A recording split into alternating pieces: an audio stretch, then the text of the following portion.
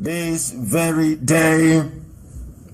Today is the Friday, the 31st of July, in the year of our Most High Elohim 2020. The time now is 6 minutes past 7 a.m. in the morning in the land of Biafra. We welcome each and every one of you, and because this very broadcast is going out to the entirety of humanity, we say good morning, good afternoon, good evening, and good night to some of you. Because the whole world is listening, you can receive this very transmission this morning via my Facebook page at Mazi Nnamdi KANU. We are on FM across Biafra land. We are on satellite. Some of you might be listening via YouTube. We are on Radio Biafra app. We are on TuneIn. We are on Sweet Radio. We are on Simple Radio. We are on Radio Garden. However you have chosen, or should I say, whichever means you have opted to listen to us this very morning, you are welcome. Our lines will be open very, very shortly. I have nothing much to say this morning. I want to listen to all of you. I want to listen to some of you. I want to listen to what you have to say. All your questions will be answered. Anything you have, you bring it on. It will be answered as honestly as possible. Anything you feel may be troubling you, those you think may be worried about the dimension, or should I say the direction we are going, they are more than welcome to phone in to ask their questions this very day. As always, our questions are taken only via WhatsApp and also Skype, and I will make those available in a short while. But as always, and it's customary with us, I must pray this very morning. Very, very important. We are handing over all that we are to the Most High. But before then, you are listening to Mazi Nnamdi KANU. I am the leader of the indigenous people of Biafra, and by the very special grace of the Most High, a servant of the wonderful people of Biafra. I welcome you this very morning. Of course, this very broadcast was not announced prior to this very day, but as you all know, every Friday morning is our question and answer session. There was a session where we were not able to come live on air, but today we are live and we are direct, and the whole world is listening. Our enemies will do all they can to try to stifle us. They will do all they can to try to stop us. The zoo is paying unbelievable amount of money to social media to stifle, to suppress, and to kill off what we are doing, but they cannot succeed. They have never succeeded in the past, and they are not going to start today. So without further ado, without further hesitation, we are going to pray a very simple prayer, which is our Lord's Prayer, the same prayer that Yeshua prayed when he was on earth. That those of you who may be misguided, those of you who may be confused, as to those of you who may become sometimes slightly, should I say, dissuaded from doing the right thing, let us point in the right direction. And that very right direction is towards the one and only Chukwu that exists in heaven. Therefore, we pray this very morning. Our Father who art in heaven, hallowed be thy name, thy kingdom come, thy will be done on this very earth as it is in heaven. Give us this day our daily bread. Forgive us our sins as we forgive those who sin against us. Lead us not into temptation, but deliver us from evil. For thine is the kingdom, the power, and the glory, forever and ever we pray. He said, a very simple and a very short prayer, to underline once again that every praise and every adulation, every honor and every glory do not belong to flesh, do not belong to any other entity, but to Chukwu who resided in heaven, and unto whom we give every glory this very day for our lives, and more importantly, for the lives of IPOB all across this very planet Earth that we inhabit. Our lines will be open very, very shortly. And please make sure you bring your pen and paper with you, because any gossip you may have, any ideas you may possess, anything. I do not believe in anything being hidden. You must come up to say exactly what you have in mind. And if you say it, we are going to respond to it. If it is a question, we are also going to answer it. As I said, we are live and we are direct, and the whole world is listening. We are on Skype, as I told you. We are on Skype, and I want to make sure that you have it. I want to make sure that you have it. Already we have a caller on the line.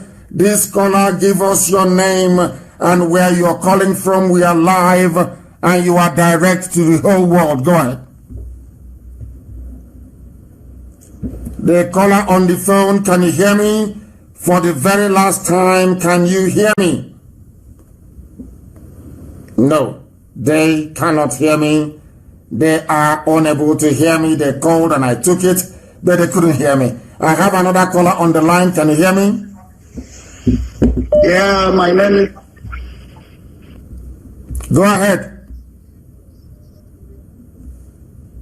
I don't know what is going on. I have no idea. Can you hear me? The caller on the phone, your name and where you're calling from? Yes, I can. My name is Kingsley Okubi from South Korea. From South Korea. Are you part of IPOB family in South Korea? Yes. Go ahead, please. We are listening. Go ahead. Yeah. Great Ohamadike, I'm glad to speak to you direct. Thank you very much. Please go ahead. The vision I had about you before the zoo sent their men into your house, I had this vision that many, the dead, the one that died during the Biafran war, genocide, surrounded you. And in that vision, you were given a sword to say, hello? Yes, we are listening. Go ahead, please. Go ahead. Okay. To say... And make it very brief. I prefer questions, please. Every dream, every vision, I appreciate. You can call me after this very live broadcast to tell me that, or you can write it to me. The whole world is listening. They want answers to difficult questions regarding our efforts to restore Biafra. What I need are questions, very difficult questions, or anybody who wishes to debate any aspect of what we are doing. I appreciate the dreams and I appreciate the vision. I need questions, please, because the world is listening. Okay. Go ahead. There is a question I want to ask again. Concerns where the name of IPOB was mentioned based on the petition people wrote against IPOB, that IPOB was attacking churches in Nigeria. So my question remains that what effort have you put in place to make sure that that thing are being removed? No, nobody wrote anything. It was a concocted report by a band of criminals being supported by the zoo. These are hardened saboteurs being funded by the zoo. No United States wrote anything. There was a very stupid blogging site that works for the zoo called Lumba. A very stupid set of idiots there in England. That very stupid woman. They are the ones peddling this rubbish because the zoo gave money to some saboteurs through Loretta Onochie to be peddling falsehood against IPOB. And in fact, I am disappointed. I am shocked. I am shocked that people have time for such people, for such nonsense. United States never wrote any garbage against IPOB. Not now, not tomorrow, not ever. People go and they concoct rubbish, claiming it's from the US. It is a lie. I challenge them to give you the link of any United States department, be it a governmental organization or non-governmental organization, castigating or saying anything wrong against IPOB. It is a lie. Let me tell people what they do not understand. Do you think we are trying to collapse the zoo and in the process the zoo will keep quiet and do nothing? They have consultants. They have people they are paying. They have some even religious leaders. They give them money to write rubbish, and they write. The report you are alluding to, my dear brother, never came from the USA. It is a lie. I warned you people to prepare for such a time as this. Okay. I warned all of you, those of you who are attracted to gossip and to garbage, that a time will come when BBC will join this very attack against my person and against IPOB. They have not come, and you are collapsing right, left, right, and center. It is a lie. It is a concocted report, and it is a lie. No USA will do anything against us. Okay, Ahmadike, please, sir. The next question I want to ask you, you remember the history lane? How? Yes, go ahead. We are listening. Are you still there? No, they are no longer there. And please, one person per question. One person per question. I have a caller on the line. That caller is on Skype. Can you please hear me? Can you hear me? I can hear you, Mazi. Please raise your voice for me. Raise your voice, your name and where you're calling from, please. Okay, my name is Ifoma Mbago. I'm actually calling from Australia. From Australia? From Obo. From Obo. Before you proceed, I have to ask you a very simple question. Are you part of this noble family of IPOB in Australia? Are you one of us in Australia? No, I tried calling, but the number isn't going through. No, I'm not. Honestly, I'm not. You are not? Okay, please go ahead. We are listening. What questions do you have for us this morning? Please go ahead.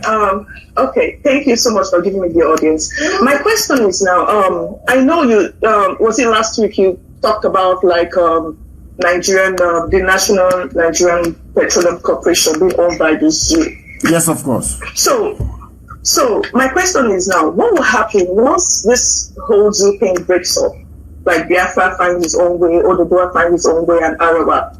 What will happen to those who actually are working for like companies like NNPC, like the Nigerian Railway Corporation, like all these companies owned by the zoo? What will happen to them? What will happen to those who actually worked, rendered their services, and are now retired? Once this whole thing breaks out, are we putting this into consideration? Of course we are. There's something called asset division. All the assets will be divided amicably and in a civil manner. Where we inherit pensioners from these institutions, we are going to pay them. We are going to pay everybody. If you've worked for them before, we are going to pay you. Once the assets are divided, then we will pay those that we inherit. That is how it works in civilized climes, and that is how it is also going to work in the land of Biafra, because Biafra will be the most civilized black nation on the face of this very earth. We are not like the animals of the zoological republic. We are civilized beings, and we shall take care of our own, or should I say, any liability that we inherit, including Chinese loans. If we inherit any Chinese loan, we are going to pay it. That is the price of ever belonging to a zoological republic. That is how it's going to go. Was I able to answer? Did I answer your question at all or not?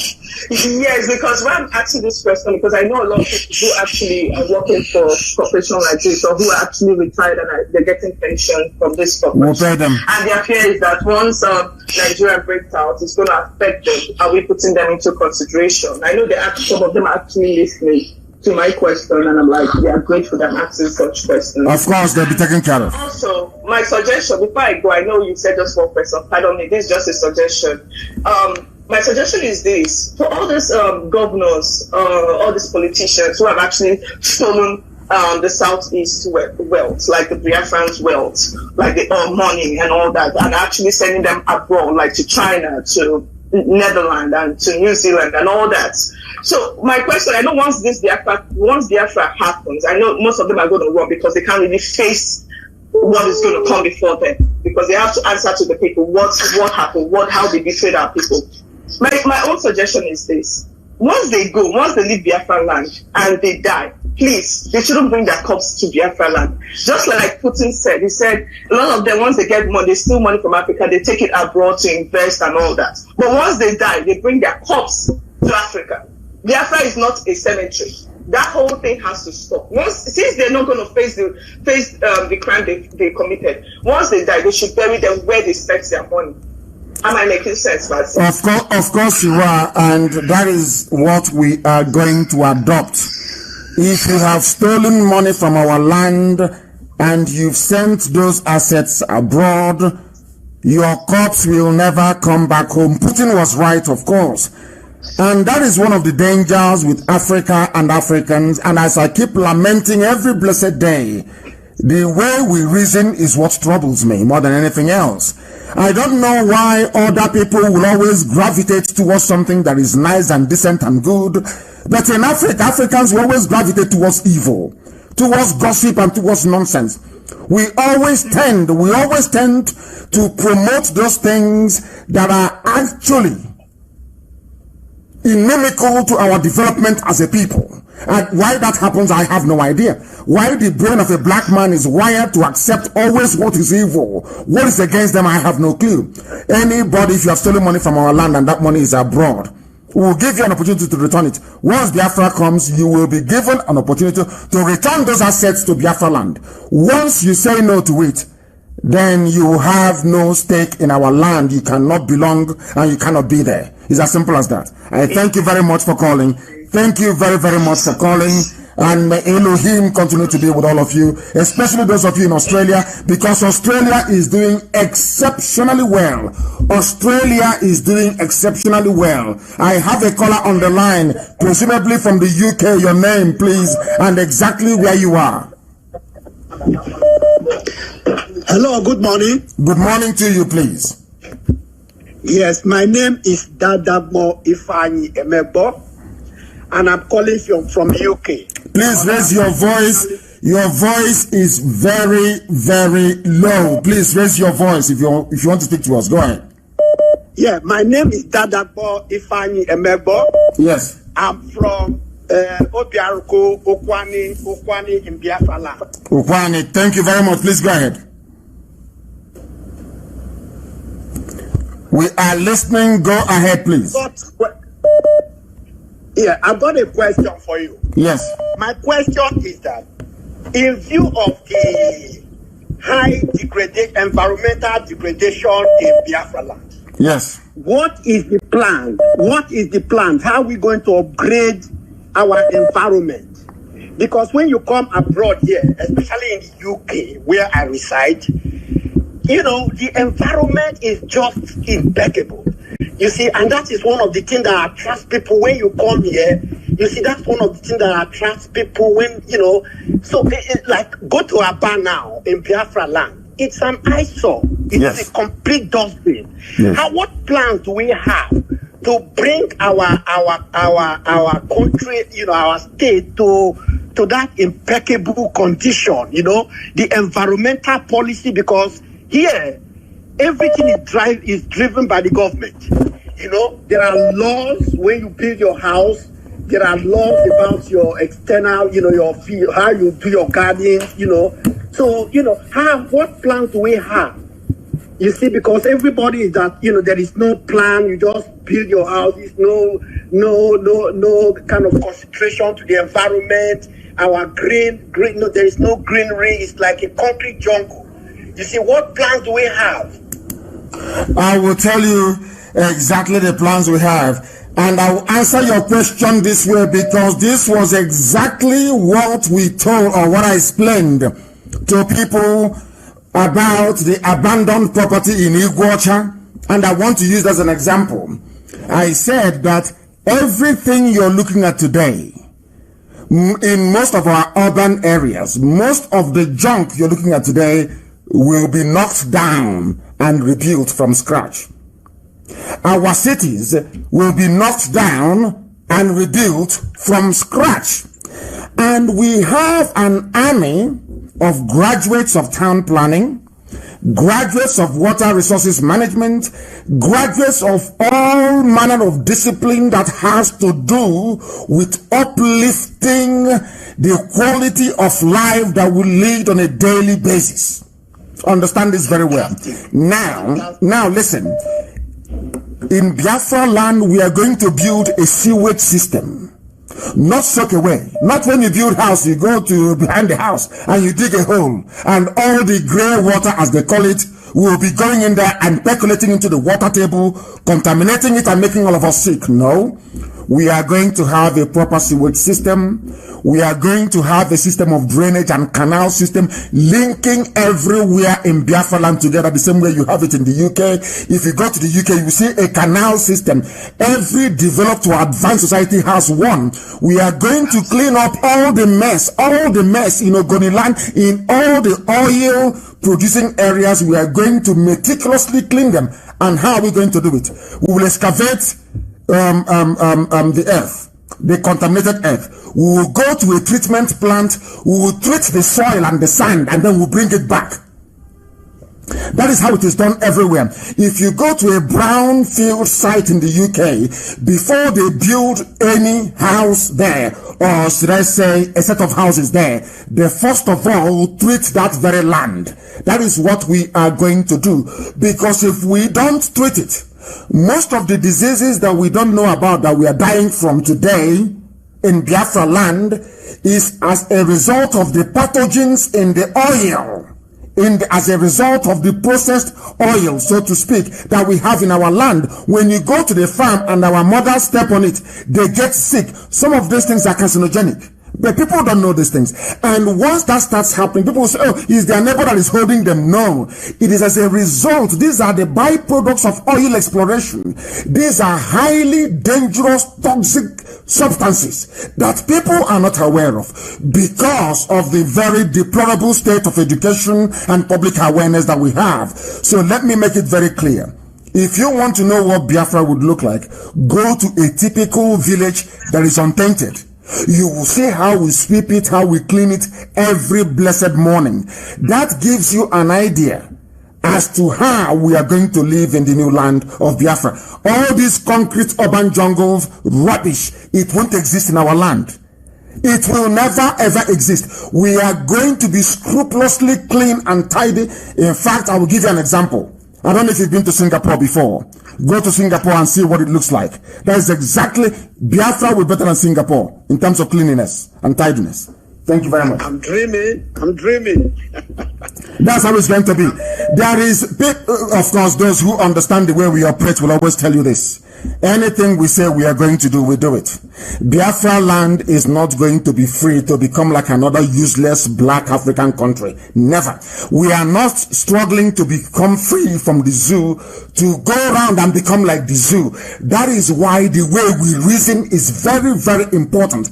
If we are going to stay in a Biafra where people listen to rubbish, where people gravitate towards gossip, you are going to have dictators. People will steal your money and they will dump it abroad. You will do nothing about it. But if you're focused on your civics, if you're concerned about the welfare of your people, about how clean the environment is, then Biafra will be heaven, as we had always intended. I have a caller on the line. This very caller, can you hear me? Your name and where you're calling from, please. No, we have spoken to you before. If you have called before, please do not call again. Allow other people to be able to speak. The name of the caller on the line, please, and where you are calling from. Yes, good evening. Good morning, Mazi. I'm calling from Doha. From Doha. Thank you very much, in the Middle East. Thank you very much. Please, we are listening. Mazi. Yes, go ahead. Yes. I'm from Isalambano. Isalambano. Wadike, please go ahead. The world is listening. The whole world is listening to you. Please go ahead. Okay, sir. So I want to contribute about this our 1 million march in US. Yes. Yes, I want to say something about it because I know that it will be you can't believe before. So I want to say that if you can announce this our march so that we can march, because I could remember when this man died, George Floyd. They protest, everybody protest, but the they cover their mouth with mouth cover. So I think we should match this 1 million match. Yes, yes, we are going to do the best we can to make sure that that match takes place. But everything is dependent on the new world order and the coronavirus. You know, there are some people who are making a lot of money with this coronavirus. There are some environmentalists that would like to see a curtailment of air travel because they believe there is a disproportionate amount of aircrafts in the air every blessed day, and they are contributing to pollution and greenhouse effect. What people don't understand about corona and how it has impacted on every other activity is this. These people are very, very formidable. It's a very strong lobby. What they're trying to do is to limit economic activity all over the world. And a great majority of our people live outside the USA, and most of them would like to attend this very rally in DC. What we have done is to tentatively place the date. Again, we are going to make it June of 2021. But we are hoping it's going to be a victory rally rather than a rally to sensitize and to enlighten the American public as to the plight of the Biafran people. Because we are doing everything we can to make sure that Biafra is restored this very year. I mean, in 2020, we are doing everything we are going to do. We shall do it to make sure that Biafra is restored this year. That is why any other talk about presidency or us marching in Washington is secondary. But we are hoping it will be a victory lap rather than one designed to sensitize and to bring our plight to the awareness of the American public. Thank you very, very much. We would like to go and march in Washington, and we are going to do all that we can to see if that is going to be possible. We have another caller on the line. This very caller, give us your name and where you're calling from. You're live and you're direct, and the world is listening. Good morning, Mazi. Good morning, sir. Good morning to you. My name is Onyeke Onyebuchi Emmanuel. I'm calling from Benin Republic. From Benin Republic. Are you part of this family in Benin Republic? Yes, I'm part of this family in Benin Republic. Thank you very much. The family is IPOB, of course. Please go ahead. Yes. So I want to thank you for what you have been doing. I want to thank you. You have opened our eyes to know what we're supposed to know. To know those things that our father refused, those things that our father did not tell us. I just want to thank you. I say, may God bless you. Yes, sir. And bless you too. So, go ahead. Yeah. What I want to say is, I don't know if you know about the happenings in Benin Republic here. I don't. Please tell me. Because, yeah. So please, the national coordinator in Benin Republic here, I think something needs to be done urgently because we have been reporting to the DOS, but nothing has been done. So since IPOB was existing in Benin Republic here, IPOB has not been registered, IPOB has not been recognized in Benin Republic here.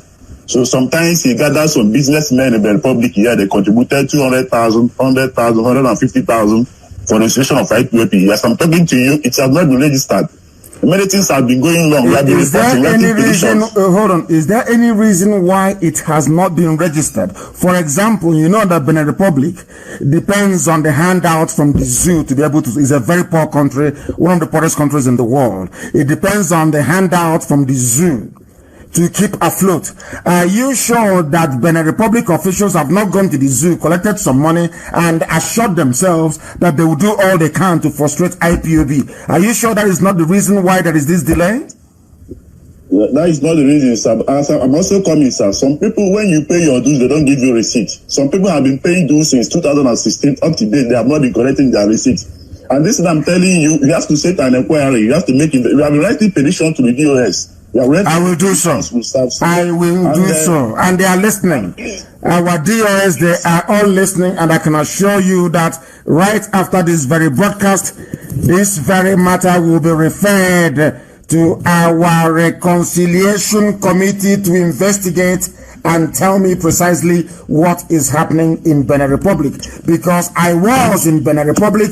I have been there to see the family. In fact, I was on my way to Benin Republic with with Bright Chimezie Isinwa, Chibrezi Wala, and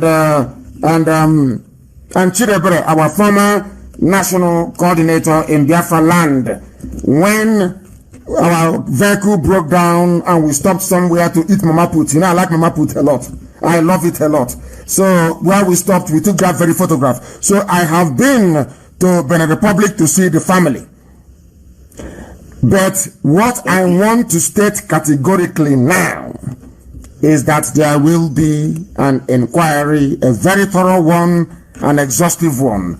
And I will also send Amarachi Gift eBay to go to Benin Republic to audit the accounts there. Very, very important. Very important. We have all the details. We have all the details. Those people that have been paying without collecting receipt, all this, their phone numbers, their details, they are ready to testify. And please, sir, don't involve the West African rep, because I think it's a conspiracy in this issue. We have wrote petitions against Obinna many times. Many things have been happening here, but it seems like you don't want to do anything. It will be investigated. Not only investigated, we'll find out why there's been this delay from the DOS to actually prosecute this very matter, considering the gravity of it and the seriousness of it, because we want IPOB legally documented and registered in every territory of the world where we are domiciled or where we find ourselves present.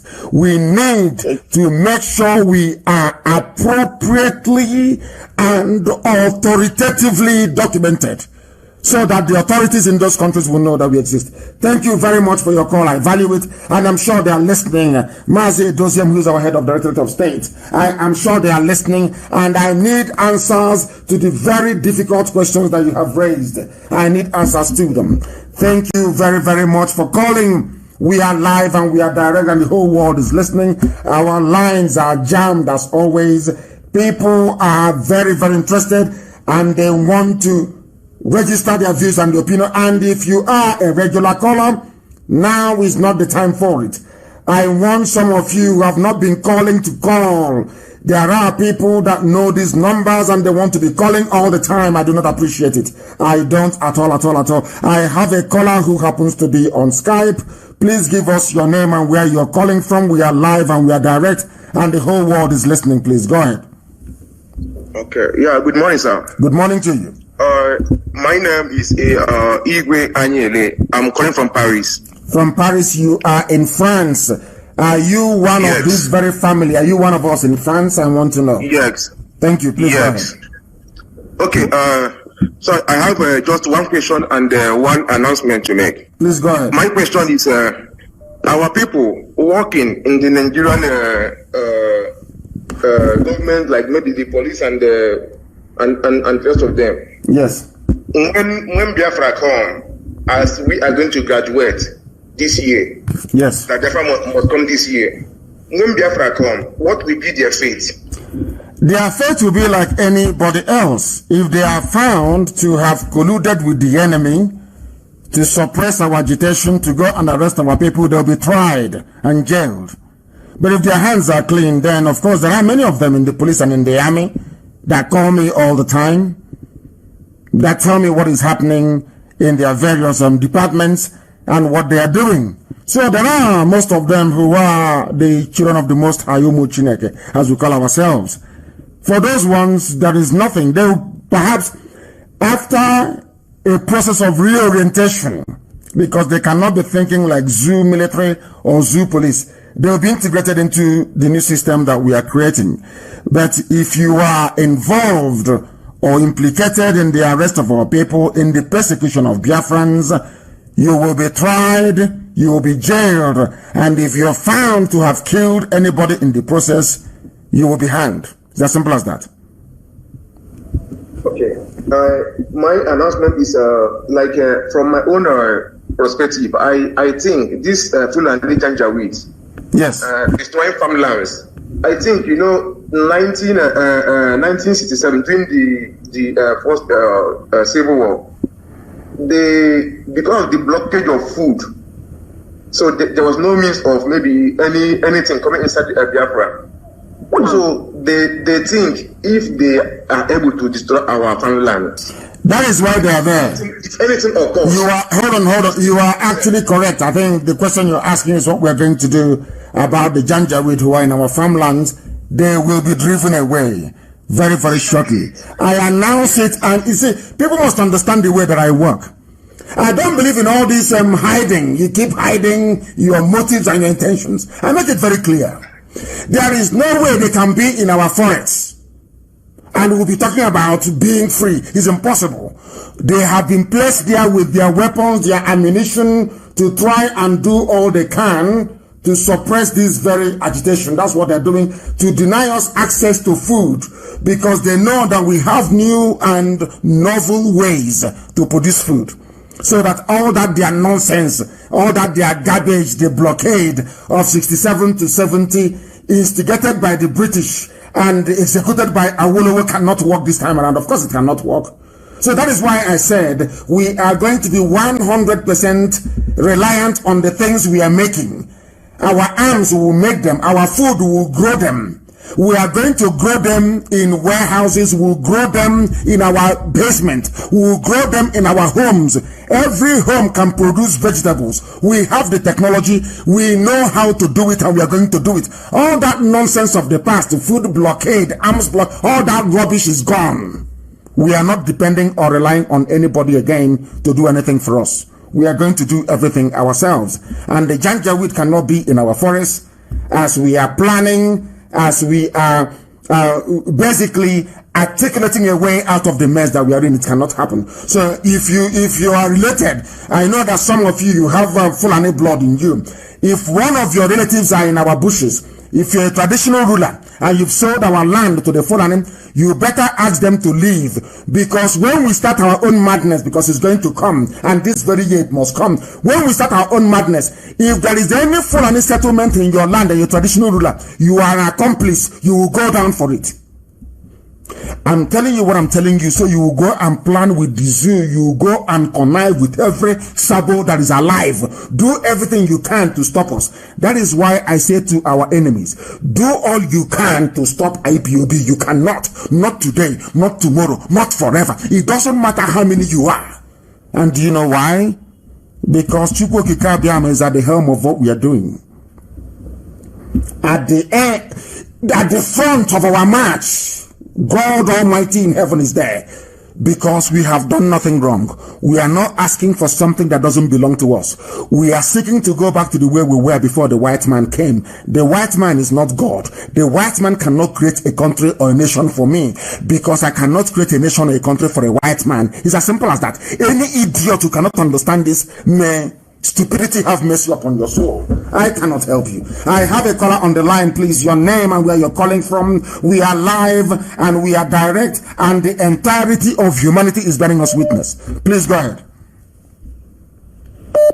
Good morning, my able leader, Mazi Nnamdi KANU. Good morning to you, please. Your name and where you're calling from. My name is Mazi Nnamdi. I'm calling from Abu Dhabi, United Arab Emirates. Abu Dhabi, Middle East is with us this morning. Please go ahead. What questions do you have to ask? You ask them. So I want to thank you for the wonderful work we have been doing for we Biafrans all over the world, both home and abroad. Thank you. And I want to thank you for everything, for your effort. And say, may Chukwu Okike Abiama bless you in the name of Chukwu Okike Abiama's name I pray. Yes, sir. Go ahead. So I have no question, but I want to thank you for that very wonderful work. And also all my able leaders in United Arab Emirates, my national leader, Prince Ikeke Chukwu, and all the rest of them. And also the people that have never been joining our movement, so that they will have the need to join us, and also for us to fight till we get our motherland, which is Biafra. Yes, sir. Yes, sir. Yes, sir. Thank you very much for that. And we are not begging anybody to be part of us. We don't have to, because there is no need for it. If you find yourself in IPOB, it's because you are chosen. You were born for this. Chukwu Okike Abiama in heaven decreed that you must be part of this very effort. We are not begging anybody to be part of us. Do you expect somebody who was fathered by Fulani Janjaweed during the war or their parents were fathered by Fulani Janjaweed to be part of what we are doing? Of course not. Those who are in IPOB are the chosen children of light. The light of God of heaven. Some of us did not just wake up one morning and say, oh, we are going to join IPOB and start doing Biafra. No. We are born to do this very work. And that is exactly what we are doing. I have a caller on the line. This caller, can you hear me? The calls are just too much. People should take it easy. The calls are just too... I can't even go to expand the volume. It is unbelievable. The calls are just too much. Can people please just take it easy for a little bit? Let us hear each other. One after the other, please. The call, you have placed yourself on hold. The caller, you are on hold. Can you unhold yourself if you want to speak to us, please? You are on hold. I don't know what that means, but you are on hold. I have a caller who happens to be on Skype. This very caller, give us your name and where you are calling from, please, if you may. My name is Ngigi. I am calling from Anambra. From Anambra, I think. We are in Anambra. What is Anambra? Please give us your name and where you're calling from. You say you're calling from Anambra. Give us the area you're calling from. I'm calling from Biafra land. Biafra land is in this. No, that means you don't want, you are afraid. You don't want to tell us where you're calling from. And here on this very platform, once you are afraid, we cannot take your call. You are afraid to tell us where you're calling from. You cannot tell us you're calling from Anambra. You're calling from a province of Biafra. In Anambra, you give that to us. That is what we want to hear. We have a caller on the line if they can allow us to be, but they cannot. Oh my goodness. They cannot allow us to be. We are trying as much as possible to connect, but too many calls and the lines are being jammed as always. We have this very caller on the line. That caller, can you hear us? Can you hear me, the caller? Good morning, sir, my leader. Good morning to you. Please, your name and where you're calling from. Yes, I'm hearing you. Good morning to you. Go ahead. My name is Mazi Nnamdi. Izuchukwu, where are you calling from? I'm calling from Benin Republic. Thank you very much. I'm calling from Benin Republic, but I'm from Enugu Ezike in Enugu State. Thank you very much. That's how it's done here. Please go ahead. We don't hide who we are. Please go ahead. Okay, I just want to ask more questions. Go ahead. That one of my Yoruba friend that telling me that before a country you have a freedom, that the president of that country will sign, and we all know that the zoo don't have president now. So my question now is that, hello? We are listening. Please go ahead. You're wasting time. Go ahead. Ask your question. We are listening. I don't disturb people when they're asking questions. Go ahead. Ask. No. I don't think he is there anymore. I don't think so. He is trying to say that his Yoruba friend said to him that before you can have your freedom, the president of that country has to sign. It doesn't flow that way. You compel them to. Nobody wants to relinquish a territory that has either been bequeathed to them or they have conquered in a war. You compel them to. And we know the zoo has no president. The same way they've been wearing masks and going to Mali to claim they are going to do peace in Mali when the zoo is burning, is how somebody, a Janjaweed, will wear a mask with the Buhari face on it to go and sign that Biafra should go. It's as simple as that. We are going to compel them to. Do you think they will sit down one day and say, okay, Biafra, just go like that? No.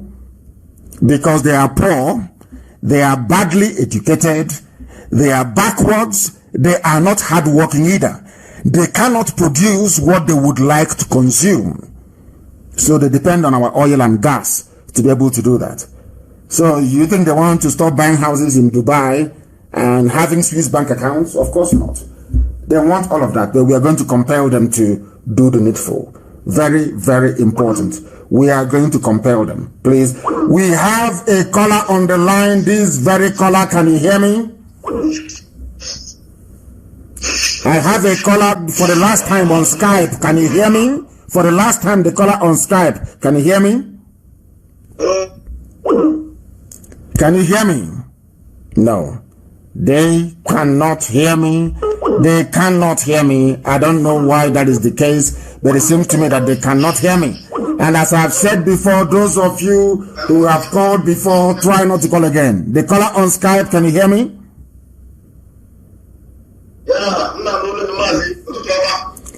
Yeah, come. Good morning to you. Speak English and come closer to your microphone. You are very far. Don't put your device on hands-free or whatever it's called. Come closer to your microphone and you speak. Give us your name and where you're calling from. Then your question, please. Your question, please. Good morning, sir. Mazi. My name is Chibu. I'm from Amazon, Canada.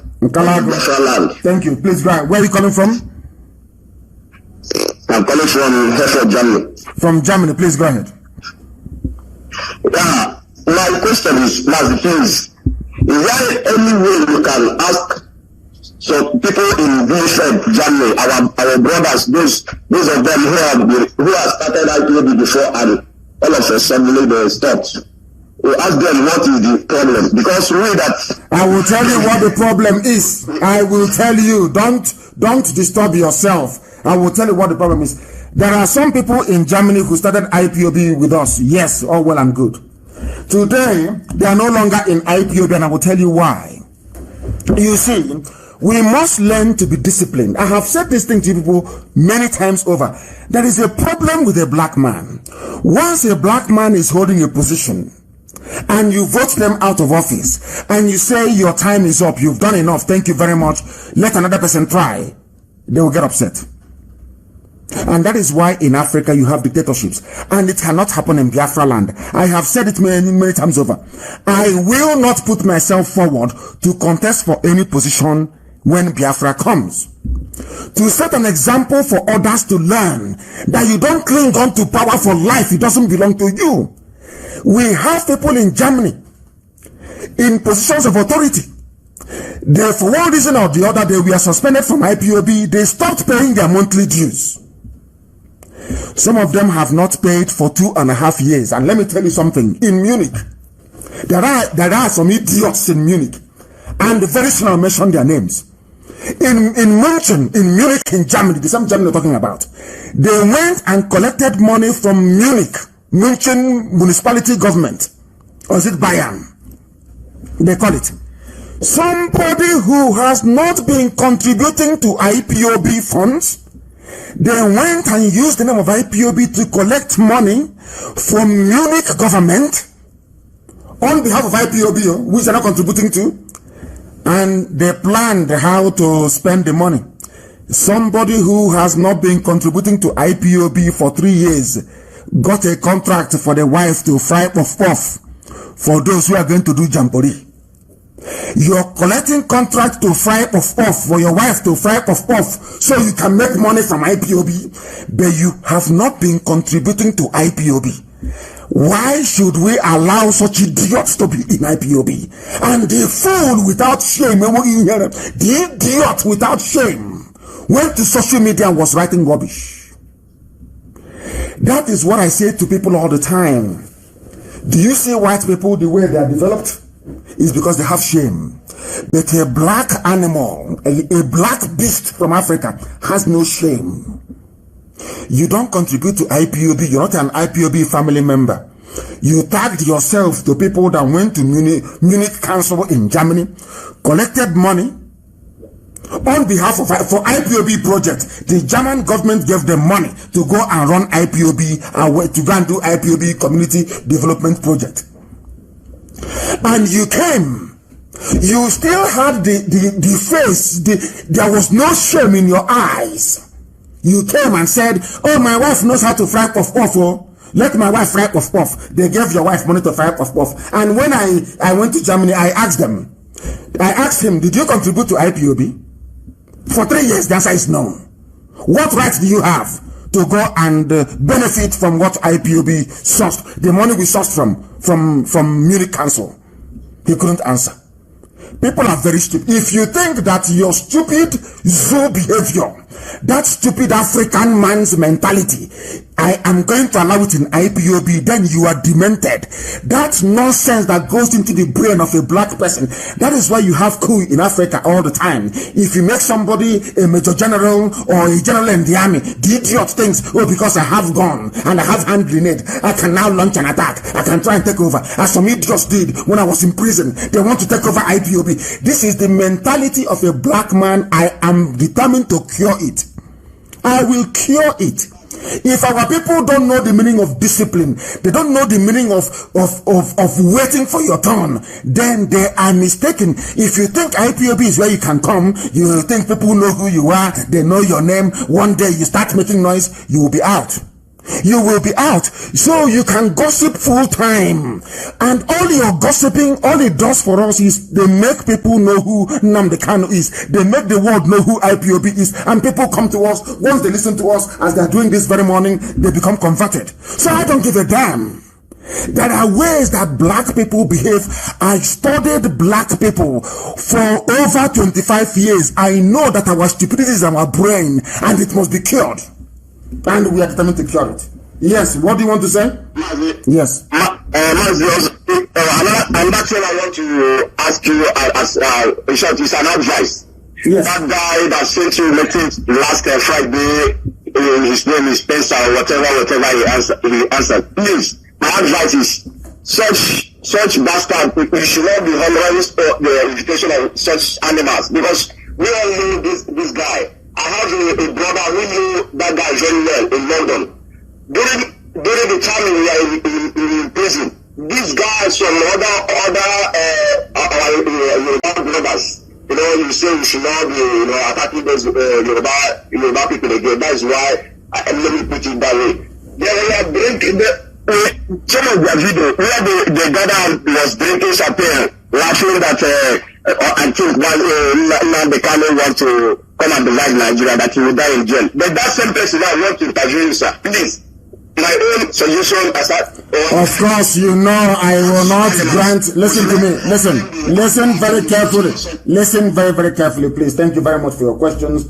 I am not going to grant any interview to any idiot. I can't now. I can't grant interview to a saboteur. Sabo, a born, hardened, hardcore Sabo. I cannot. What for? They are doing a job of filtering out the saboteurs amongst us.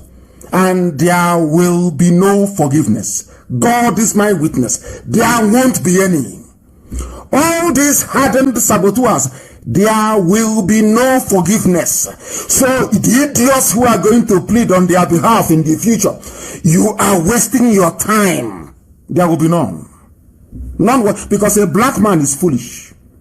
We must teach them that being foolish cannot be a part of the new Biafra. We are dying to make sure that we restore. Never, ever, ever. They must understand that. We are live and we are direct, and I can tell you that our lines are jammed. Completely jammed. I don't know how we are going to do it, but our lines, believe you me, they are jammed. They are jammed. That I can assure you. People are now calling. Maybe Skype is a bit better. And for those of you who are wondering what the Skype is, it's IPOB 2020 at outlook.com. It's called IPOB Biafra. IPOB 2020 at outlook.com. That is our Skype. And if you call us there, of course, we will be able to take your call. Very, very important. And for those of you who have called before, some of you, I can see your pictures or whatever, and I can tell.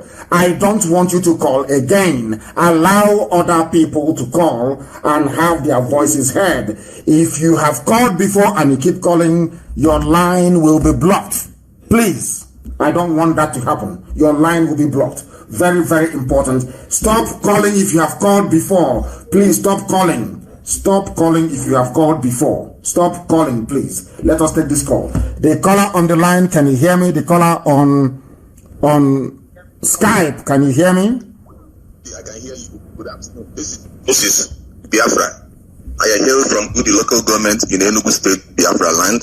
And where are you calling from? And I based in Mumbai, India. Mumbai in India. Please go ahead. Yes. But you see, please, I have this question to ask. Ask it, please. You know, in many of your broadcasts, you normally say that we, the Igbos, we are the Asians. Yes, the old people, yes. Okay. So, the question is this. I listened to this eloquent speaker, this professor from, I think, is it Uganda, Patrick something, I can't pronounce the name. Patrice Lumumba, yes. Lumumba, thank you very much. He made a comment.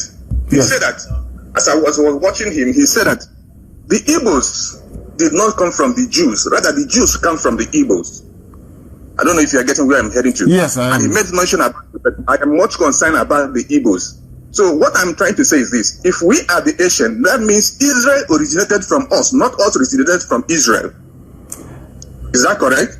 Or am I misunderstanding it? You are misunderstanding it. I have said this many times and I will clarify it again. I don't know why we black people from Africa, we cannot handle, how can I put it, multiple interpretation of a problem at the same time. We only want one single answer. But sometimes in life, things don't have just one single answer. There are multiple answers to one single question. And I'll put it to you this way. I have explained before that there are three people. The Igbo race you see today is a mongrel race. There are three people that make up the Igbo race. Three people. One are the ancient people, the Bijango people, the very old people, very ancient, that nobody can trace their origin. They have been existing in our land from time immemorial. They are called the ancients in Igbo.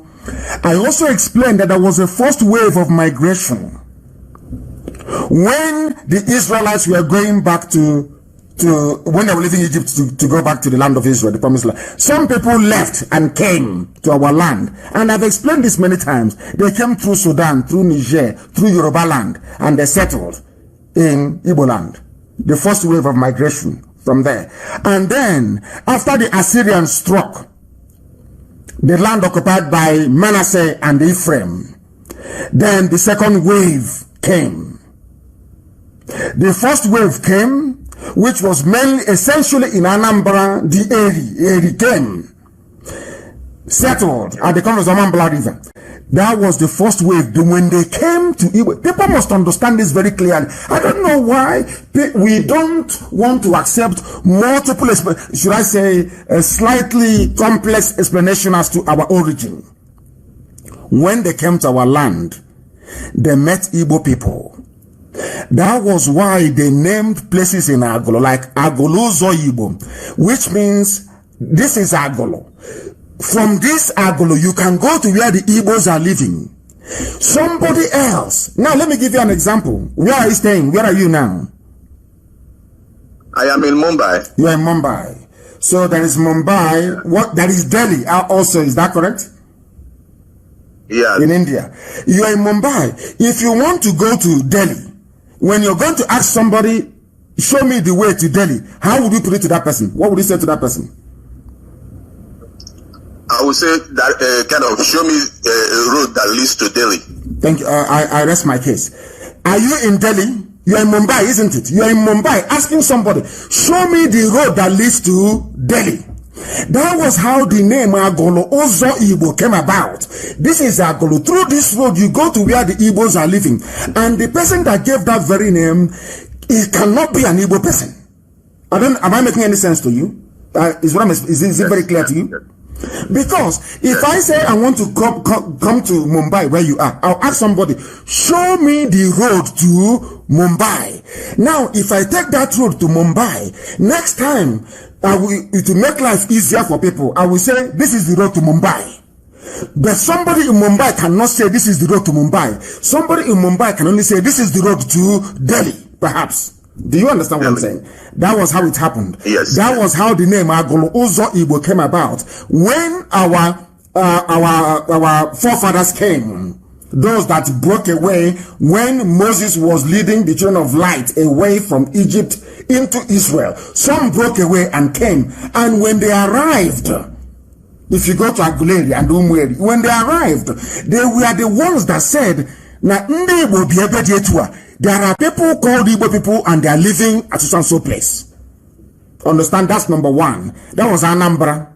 Now they started expanding. That is why you have the same name everywhere. People don't want to go into history and learn. I think our brother Emeka Madwewesi, if you go to Emeka Madwewesi's page on Facebook, he has taken painstakingly, he has been through these things over and over and over again. But because we are black people, we need one simple, crude explanation for us to be able to understand what you're saying. Once you go into, yes, there is this, and there is that, and there is another thing, oh, a black man gets confused. No, there is no confusion in this. Now, that was the first wave. That is why you have Umweri. That is why you have Aguleri. You have Ora Eri. You have Owe Eri. In Imo State, Owerri. It's called Owe Eri. The same family, the same lineage. That's number one. Then, the second phase came from northern Israel, from the red lands of the Manasseh and Ephraim. And they are the Mbise, Ungwa people, some parts of Abia, and Arochukwu that you're seeing today with Ohafia. That's the way it is. The second phase, these are the people that have now tested, they knew what life in Israel meant. They are the ones that came. That is why I keep asking people this question. Listen very carefully to this. I keep asking people this question.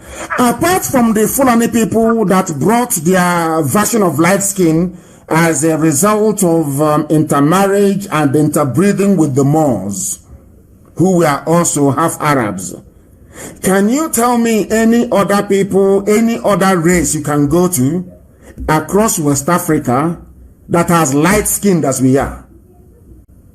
That can give, a mother can give birth to Beke. You see, they give birth and that child is almost white, with no contact with white people whatsoever.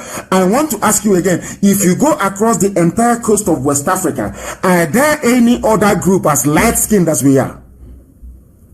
None.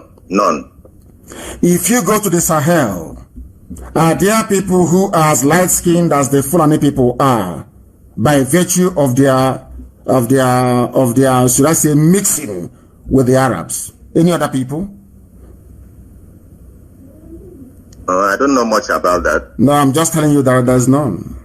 So that is what tells you about your DNA, about the proof as to where you... And I keep asking people this question. Is it a coincidence, therefore, then, that the same... Let us use Jesus Christ as an example. Jesus as an example. How is it, therefore, then, if there is no interconnectedness or interrelatedness, why is it that it is only Israelites and Biafrans who praise God by the name they give to their children? I repeat, if there is no interconnectedness, and I don't even want to talk about circumcision, no, let's leave that apart. Let me ask you this question. If there is no interconnectedness, why is it only the Jews, the Israelites, and Biafran people that worship God by virtue of the name they give to their children? I will give you a very simple example. Do you know that the name Chizoba is the name that Jesus Christ was given? Do people know the meaning of the name Yeshua? Do they know the meaning of it? Or Yeshua for short? Yeshua means only God can save. God saves. And in our land, before the white man brought his Bible to us, we were naming our children Chizoba. I want you to go to the scriptures, go to the Torah, and look for any traditional Jewish name. Be it Nehemiah, Hezekiah, anything you want to look for. Go and find that name and find the transliteration. You will find the name in Igbo land. The same thing. When you say to people that the name, do you call Jesus Christ, his name is Yeshua. Yeshua means Chizoba. Yes. And in our land that is Chizoba. Yes. And there was a, now let me come again. There was a priestly clan, the house of Levi, or Levi, as they may call it. Holy people. The same way we have holy people in Arochukwu in those days, before the Jukun people came and taught them how to sell us. And they started selling us. And the glory of God left Arochukwu. As simple as that. People don't understand.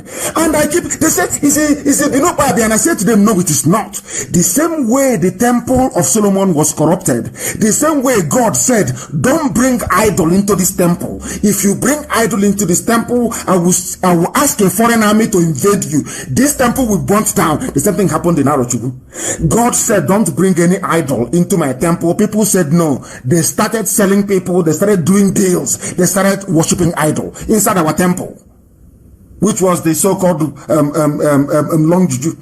And what did God do? God sent exactly what God did to the temple in Jerusalem was exactly what happened in Arochukwu. A foreign force came in the temple of Solomon in Jerusalem. They sent the Romans. The Romans burnt it down. In our own case, in Arochukwu, the British came in 1904 and destroyed it. The same history, the same people. The same we have the Levites, the Levitical priest is how you have Arochukwu. People sent their first sons to go to Arochukwu to learn how to worship God in truth and in every honesty. That is why it is there. Arochukwu. Do people know the meaning of the word Chukwu?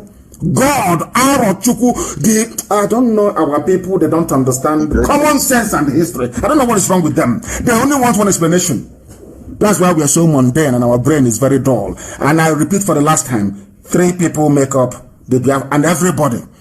You say Efik, Ibibio, you say Ishekiri, you say Anan, you say Isoko. Even Isoko, they answer Igbo names Isoko. Are people aware of that? Urobo, are you aware of that?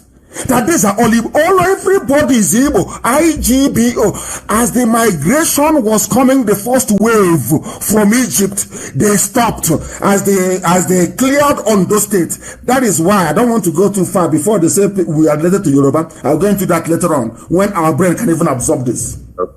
That is why our mothers dress the same way till tomorrow morning. Those who are not part of us, they don't dress the way we do. That is what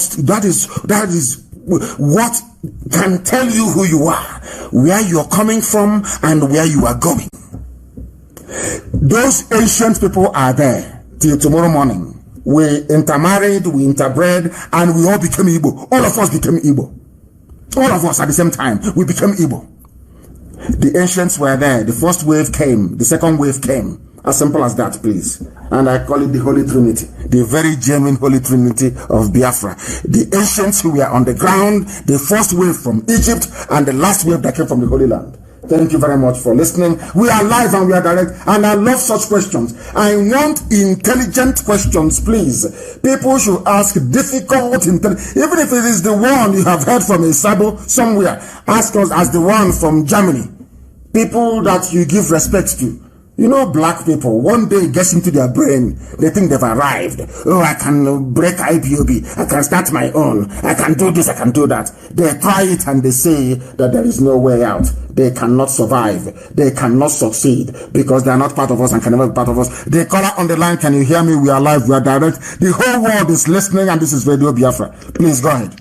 Yeah, this is Fortunatus Eze. I'm calling you from Lobuku in Umunochi local government. The land that has been taken over by the Fulani Janjaweed? Thank you. Yeah. It was given over as the first Ruga in Abia State. The first Ruga in Abia State by Eltris Okalo gave it to the Fulani Janjaweed. And today they're killing us there. That is the brain of an Igbo politician. That is the way they operate. Very, so sad. Please go ahead. Go ahead. Sir, it is a very disheartening situation that even our mothers had to go on a rally on Monday. Some of them went on bare-chested rally, complaining and agitating, chasing the Fulanis out of our land because they have taken over our bushes. They have prematurely harvested our crops. And these crops were taken to the king's palaces, where they have supported the implementation of this mayhem. So I am asking and pleading that IPOB should come to our rescue, probably within the security measures, to at least curtail the situation. Because right now many of us are not in town, and we are afraid to go back because many of us have gone to search for greener pastures and probably the villages are scanty. So these people are taking this advantage and are using this against us. Now they are much in our state, in our village. Looking at the way the Abia State government has already isolated our path from Abia State, invariably. Now, this issue is coming up now. I think all of us are in danger. We can't even travel very safely. All of us are in great danger. This rally will also continue again next week. But at least we need a backup, like something that will calm us down, will give us more hope. Because I think the time as we approach the day going nearer, we find out that things are really getting worse. Things are really getting worse. We also believe that but at this point in time, thank you very much. And I will answer your question. No, thank you very much for that, please. So others can also come in now.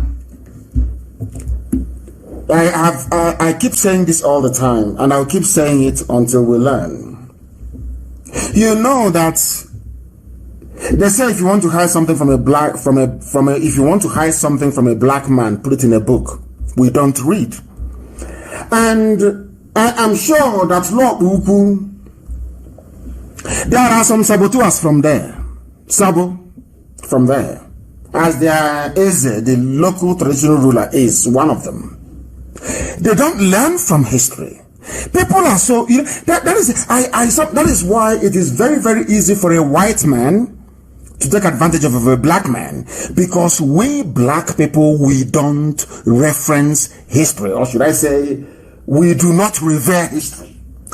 Can you tell me why anybody that went to school, as I did, you know the history of the Fulani and the Hausa people, and you give your land to Fulani? Is the worst mistake you can ever make in your life. The very worst mistake. They are like a parasite. They are like a leech, blood-sucking demons. And in the olden days, they may not have gotten away with it, but now you have Britain supporting them. Britain has an agenda.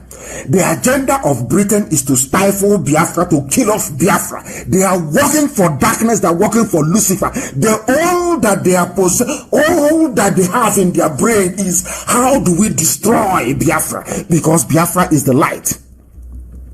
They used Ojo Sokalo. They put a bet in front of him. Oh, presidency. Oh, you will be this. You are our favorite son. Oh, come, give us what we want. The idiot foolishly gave them Lord Ubu. Now look at the consequences today. To remove them from that land, you need to go to war to remove them from there. Do you understand it now? That is why when I look at an Efulefu, and I will say that Efulefus are possessed by the devil. You have Efulefus yapping and talking rubbish every day, talking nonsense every day, but their land is under occupation by an enemy. They know it's a very vicious, very brutal enemy. They will never talk about it. Now, all they do is, some of you are foolish. Some of you are foolish. You keep responding to saboteurs and to Efulefu. You people are so hopeless. Any idiot that responds to Efulefu, you're a fool yourself. And I will tell you why. The reason why they are doing it is, as they are in our villages, in Lobuku, in Lobanta, in Oka, taking over our land, they keep gossiping, taking your eyes and attention away from the real problem. That is the job of an Efulefu. That is the job of Sabo. That was why Loretta Onochie recruited them. As they are writing and taking your eyes away from the real issues and focusing on gossip, your land is being taken. By the time you've run out of data, or you're tired of gossiping, you go back, you no longer have a village to go to. Your mothers will start protesting. You don't know? Some of you don't know the amount of enemies that Biafra have, because white people can see what a primitive black man cannot see. White people have deduced that it is only Biafra can save Africa. They know it. So what they have done is to go and groom a very primitive race like Fulani to come and sit on top of us. And given that black people are susceptible to envy, A black man will not envy a white man who's doing very well. No, of course not. He will admire him. But a black man, once he sees another successful black man, the first thing that comes to their mind is envy and destruction. That is the part of the DNA in a black man we are going to remove in Biafra. That DNA of jealousy and envy and evil in a black man, we will remove it in Biafra. We will take it away from all of you who are cursed and who are possessed. So of course we remove them. We are going to pursue all of them from our land. They will live. And the day we commence our pursuit of Fulani from our land, you will see the world media, BBC will start writing. You see that satanic BBC, that work of Lucifer, that Jezebelian establishment, that BBC, you will see them, they start writing. And I feel very, very ashamed that despite what BBC did to us during the war and what they are doing now, some so-called prominent Igbo people will go to BBC to go and be talking rubbish. You give them audience. When they came, we asked them, are you for real? They said yes. I gave them interview. My wife gave them interview. People, they will realize that their mission was to destroy. Their name is just BBC Igbo. The same way we are being destroyed today, the same way that the mission of some governors, because of what they can get for themselves and their children, they sell all of us. And when you see us in IPOB, we are dying. We are every blessed day, we are doing the best we can to save you. You can't even understand it.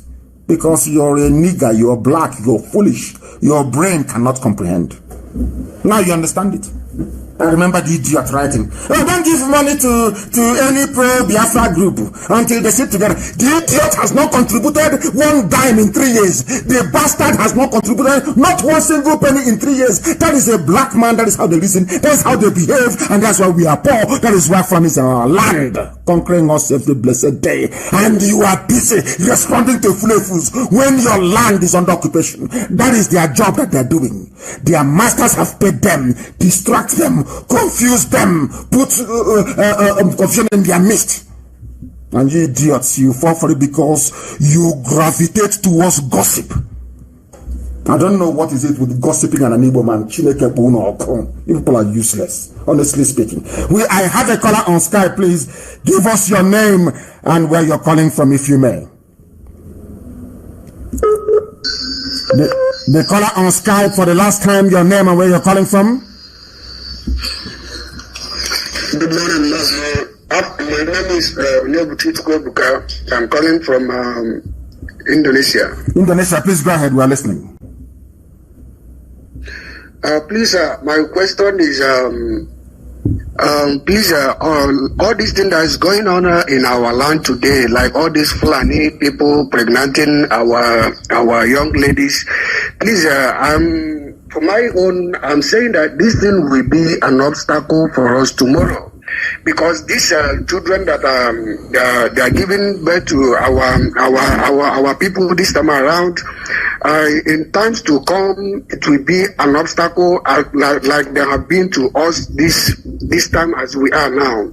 Please, what do we have to do to prevent this thing from happening? Because I'm seeing this tomorrow as in future. It will be a very big problem to our people, to our unborn children. There is nothing much we are going to do than to, do all we can to get Biafra as quickly as possible. That's the only thing we are going to do. What else can we do?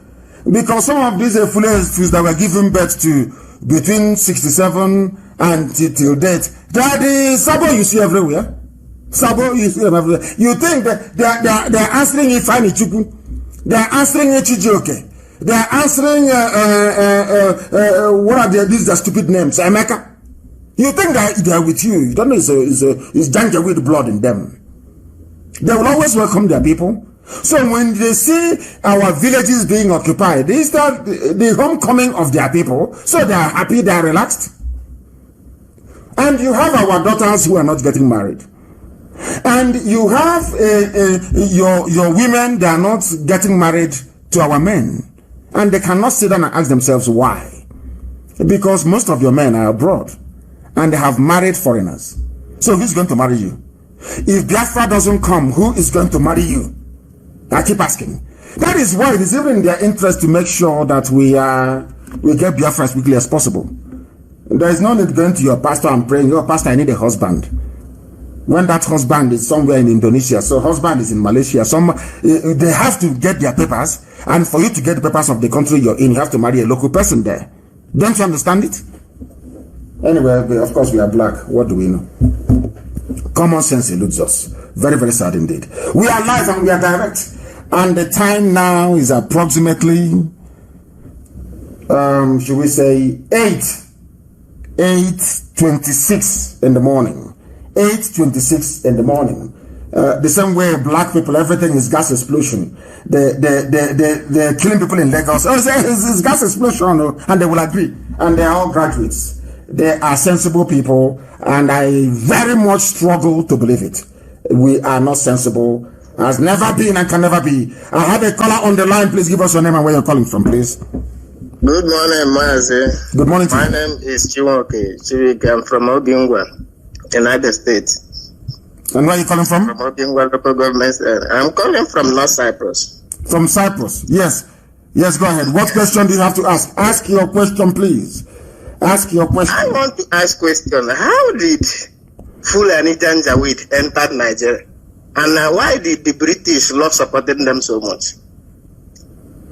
The British, because I have said, the British has a mission.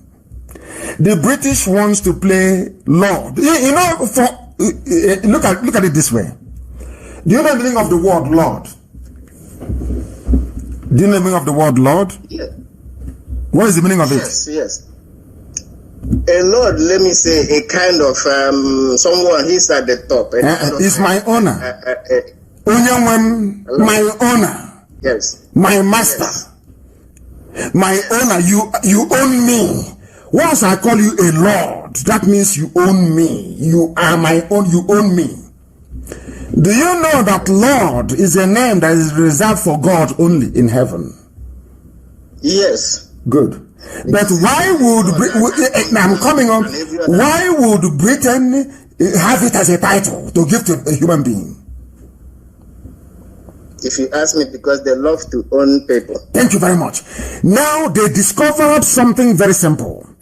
They discovered that they want to play God. You know, they are white, they are Caucasian, they are God. They want to own every other person. They went to China. China said no. They went to Japan. Japan said you're talking rubbish. They went to all parts of the world.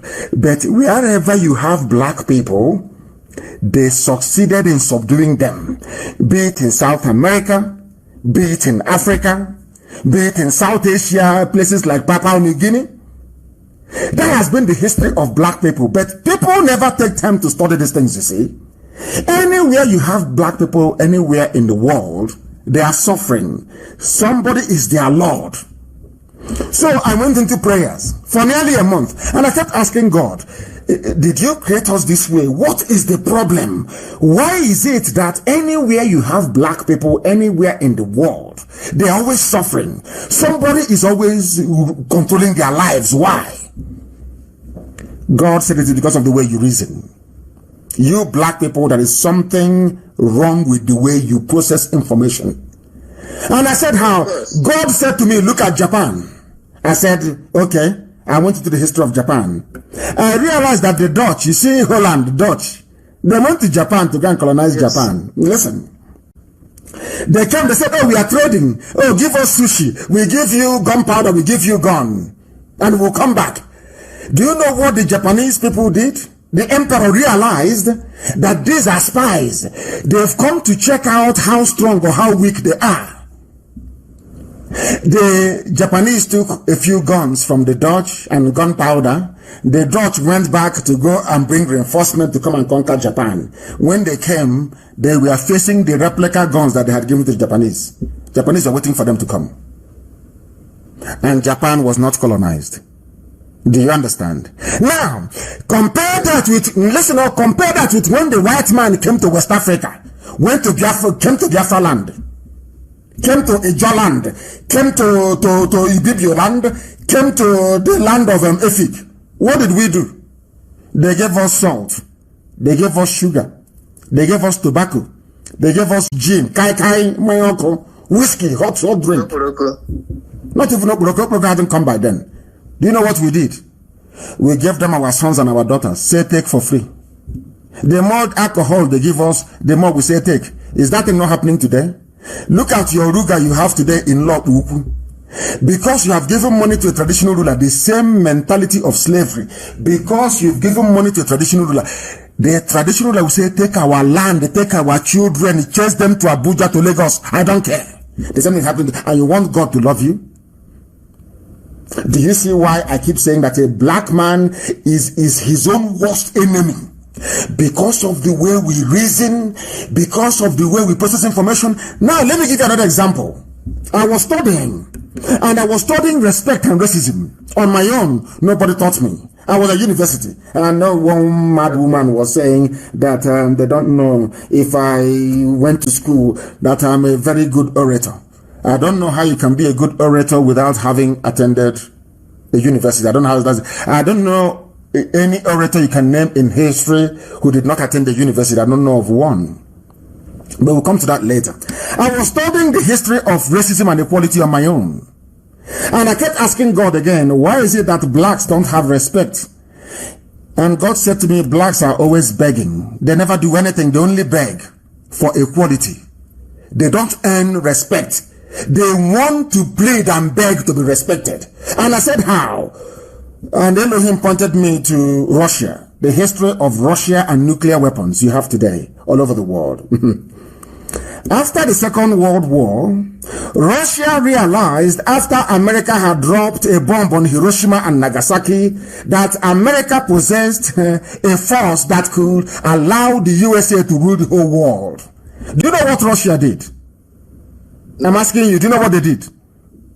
No, I don't know. Russia went and built their own nuclear weapons as well.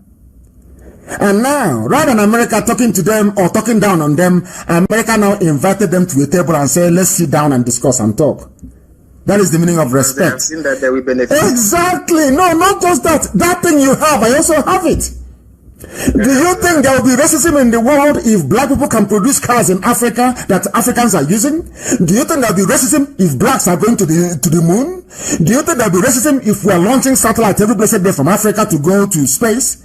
Do you think there will be racism?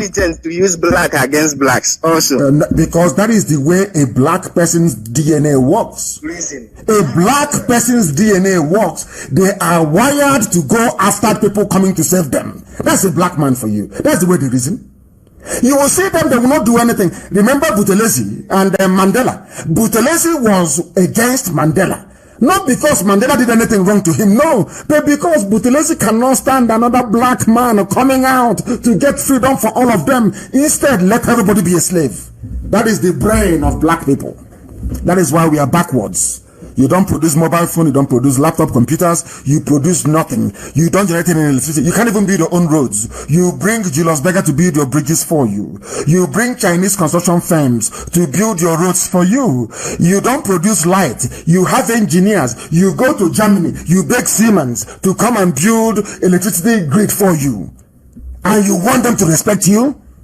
You are very sick. You are an idiot. A white man cannot respect you until you begin to do those things that a white man can do. That is why they say anything a man can do, a woman can do it, because they are trying to garner respect for women. That is how life is. Anything you can do and I can do it, then you respect me.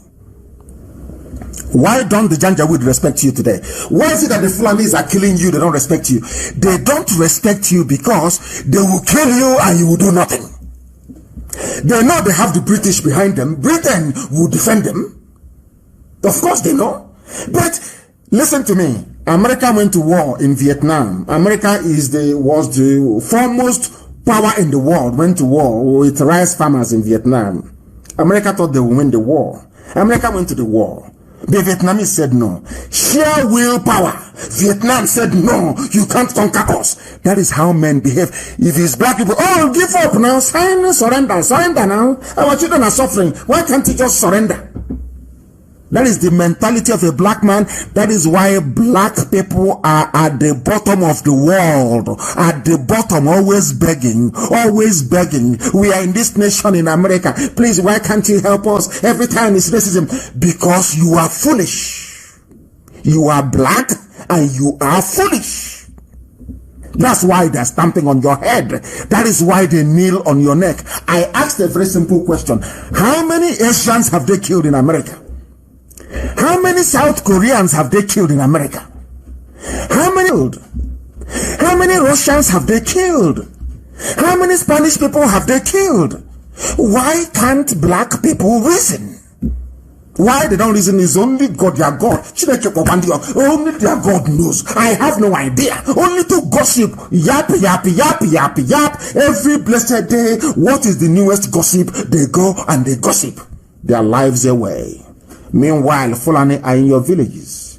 They are killing you. They are raping your mothers. Sabo, that doesn't appeal to him.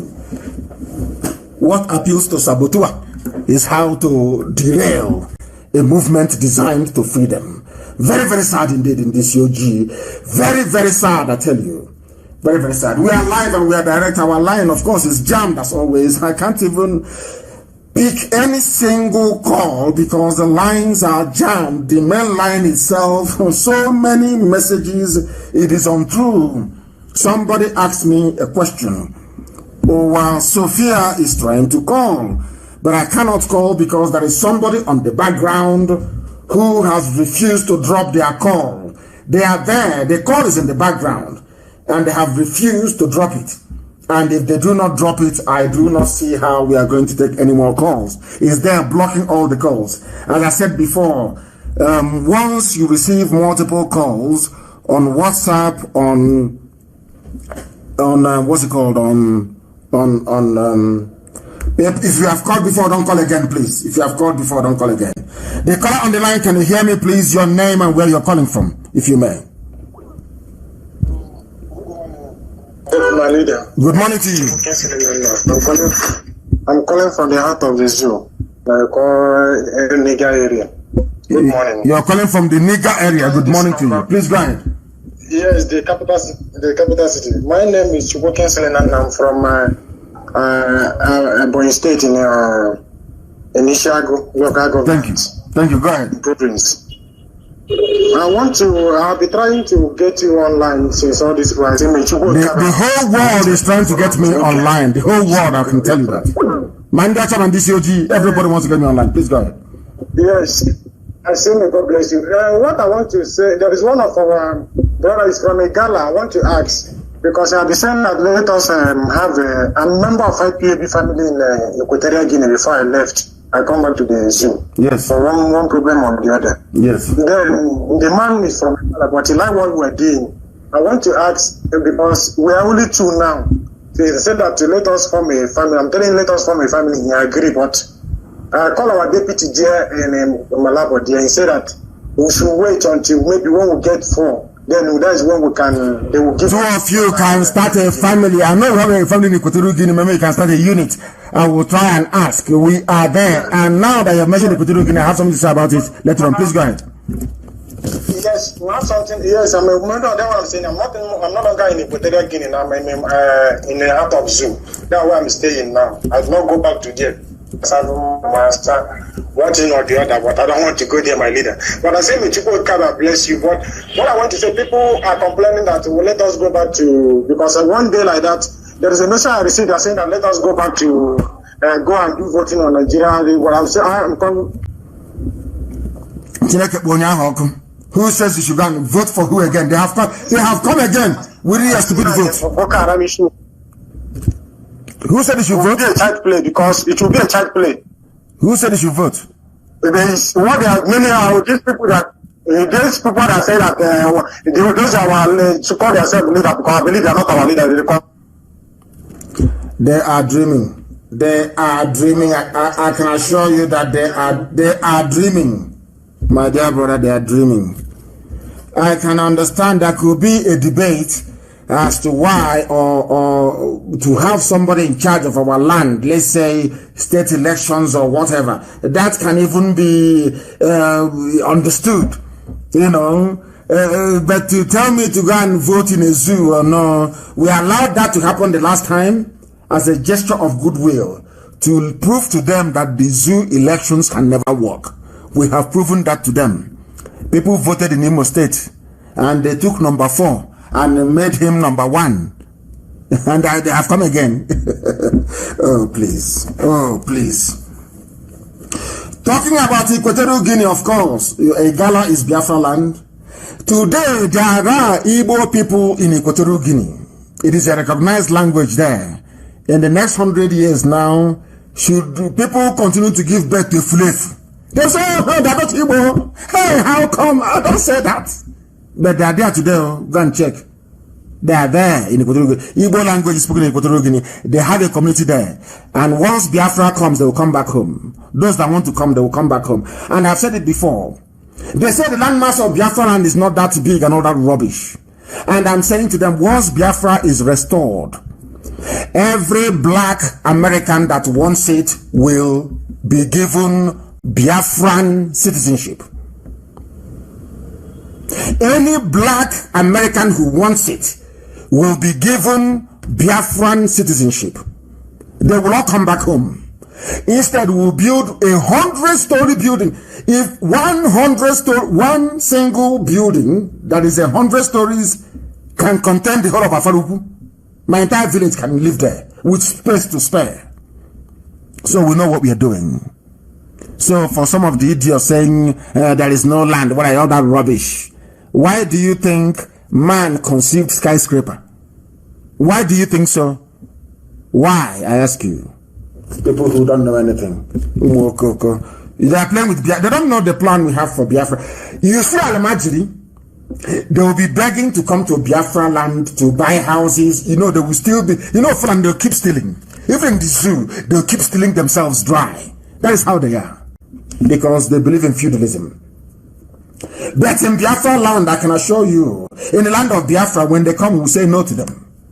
We are going to build a masterpiece. That when you see it, you will say, I would never in a billion years believe that black people are capable of being reasonable enough to build a nation like this. That is what we are fighting for. We are not against anybody. We want to be able to lead or live a dignified life on this earth. Dignity. Not all the time begging. All the time begging. Oh, please accept us now. We are black. You are discriminating. Every time. You people have no shame. Black people, we have no shame. No class. If I was a black leader at the turn of the time that slavery was ended in America, you know what I would do? I will go and take a land somewhere for only black people to develop and to grow and to build. Do you understand it? I will grow it. That's what we are doing. When people look at the size of IPOB all over the world, they marvel. They say, how is that possible? Something that no one has ever done before. Nobody. Not even our great leader, our eternal leader, was able to do what we have done. We have no media. You know, if you don't have any media, you cannot do anything. I said we create our own. Did we not create it? Did we not create it? They said, oh, they won't listen to you, nobody. I said, we'll make them listen to us. They won't write about you. I said, we'll make them to write about us. Continue doing what you're doing. That is why we are as formidable as we are today. Unstoppable. Everybody was, every other people. Look at when OPC came, their leaders supported them, their governors, everybody supported OPC. Yes? When Boko Haram, even a terrorist group came, Boko Haram, they enjoyed the support of the late Buhari, all the North. They were with them because their aim was to remove Jonathan. When ISWA came, ISIS in West Africa, all the ruling heads of the North supported them. Now are you following? All of them gave them support. But the time IPOB came, first was Masop. It was Rike came, and he suffered and suffered and suffered. Sometimes I can understand how they frustrated him. He suffered and suffered and suffered, went to jail, people were killed. Sabo ganged up. They kept frustrating him to the point where they converted him into a Sabo like themselves. You don't know, I read all those things. I took time and I studied everything. I knew. I know that there would be obstacles. I knew it. I know our people will fail. That was why before I went to the zoo in 2015, I said, I will not let you down, but you will let me down. But fortunately for me, you don't know how much I love IPOB. You don't know how much I love you people. You have no clue. You have no understanding. As I was in jail, I was in detention, incommunicado. Somebody came to me and said, do you know what is happening outside? I said, no. They said, IPOB have blocked Head Bridge in Onitsha. They have taken over everywhere. I said, what? He said, yes. I said, why? They said, because they will not let you down. I shed tears in prison. I said, my God in heaven. They said, we will not let our leader down who has been. He said it before he was arrested. My deputy chairman went to the archives and brought out the clip where I said, I will not let Biafrans down, but they will let me down. Biafrans went mad all over the world. They blocked Head Bridge on it for 4 days. And the world knew who Nnamdi KANU is. Do you see how we roll? Then how can I disappoint such people? I would rather die than disappoint them. It's impossible. Impossible. Do you see how we came to where we are today? Why Chukwu Kikabiama is with us? Why anything we touch turns into gold? Why we are able to do things that other mortals cannot do? There is nobody. ANC was arguing or agitating for equality. One man, one vote in South Africa. They were not asking for separation. But you see this IPOB, we are going to make Britain understand that amalgamating the North and the South was a mistake. And they will accept it. Write it down on a piece of paper and mark my words. They will accept it. That coming to Africa to create nations is an act of racism. All of you are jumping up and down saying Black Lives Matter. Let's end racism. I am the core of racism. The real racist construct are the states you have in Africa. That is why they cannot develop.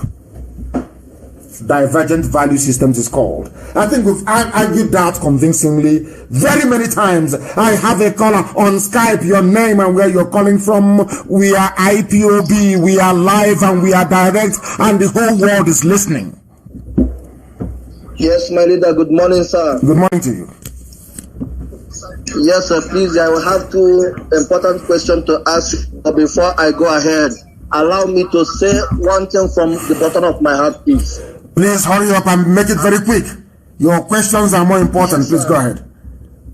Yes, I know, sir. I want to say that no weapon fashioned against you on this surface earth will come to pass in Jesus' name. You see? My brother, may God bless you. May God bless you for the challenge you have chosen. The same way Moses chooses this challenge for the children of Israel to deliver them from the hands of Pharaoh in Egypt. This is the way you have taken it upon yourself. May God protect and guide you in the morning, in the afternoon, and in the night. Yes, sir. Nothing will happen to you. Nothing. I'm about the bagger. They've not given birth to the idiot. Who is the fool? Yes, sir. Yes, sir. Now my question goes like this, sir. When Biafra is restored, where are the Biafrans going to have their what do they call after university? This one they are doing in Kaduna in Nigeria, because I see in Kaduna there they don't teach them anything. Their youth service. Where are we going to do our youth service in Biafra land? Because there will be no youth service in Biafra land, but at the age of 16 there will be compulsory military service for everybody. There will be no youth service once you graduate. We don't believe in that garbage, that nonsense.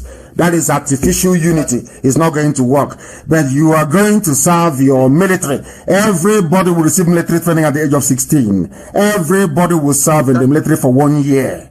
So you have military training. So no idiots can come up on this and say they want to do a coup. That nonsense will not happen. Okay, sir. Okay, so my last question goes like this, sir. I could remember last time I was hearing for this pig living in the swamp. He was saying that you sent some boys for him, and he still has some boys with him. I don't know. I did not send. Listen very, very carefully. Listen very, very carefully. Listen very, very carefully, please. I don't want us to be taken backwards, but I want to state this for record purposes. You know, we are black people. You need to explain something maybe 1,000 times over before a black person can grasp it. That is how slow our processing faculty is in our brain.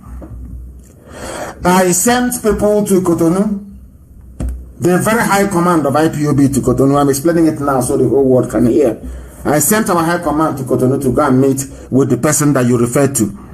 We had a meeting and I spoke to him also on the phone.